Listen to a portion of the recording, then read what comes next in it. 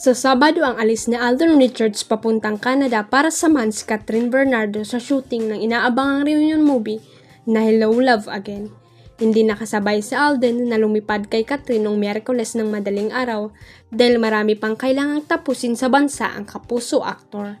Panay ang taping ni Alden ng bago niyang serye at nitong Huwebes ay nag-groundbreaking pa siya kasama ang kanyang pamilya sa second branch ng franchise niya sa fast food brand na iniendorso rin niya.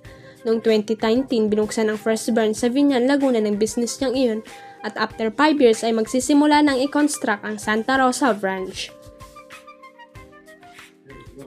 Mukhang sinasabay ni Alden ang pagbubukas ng fast food business niya sa tuwing may project sila ni Catherine. Lucky charm siguro ng aktor ang leading lady niya.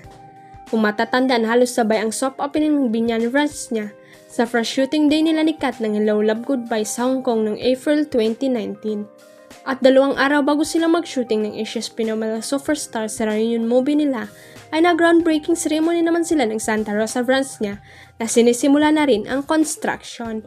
Komento ng Kat Den fans online, mukhang pinaghahanda na raw ni Tisoy ang future nila ni Kat, kaya panay-panay pagbubukas nito ng negosyo. Punong-puno ng pagmamahal ang birthday greeting ng aktor na si Matteo Guardicelli sa asawa niyang si Sarah Geronimo. Nitong Huwebes, July 25, ibinandera ng aktor ang mga larawan ng asawa kalakip ang birthday greeting para sa popstar royalty. Happy birthday, my beautiful wife. Wishing you all the happiness, loves, smile, joy, and laughter and music in the world. Saad ni Matteo, nangako rin ang aktor na palaging magiging nasa tabi ng asawa kahit anuman ang mangyari.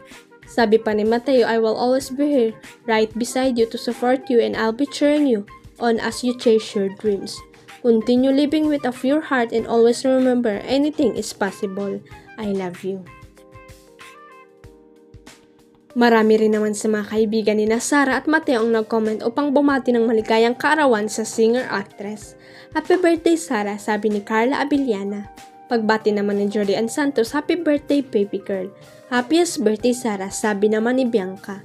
Samantala, marami naman sa mga fans at supporters nito ang humiling na sana ay muli na nilang mapanood ang singer-actress sa telebisyon lalo na sa big screen.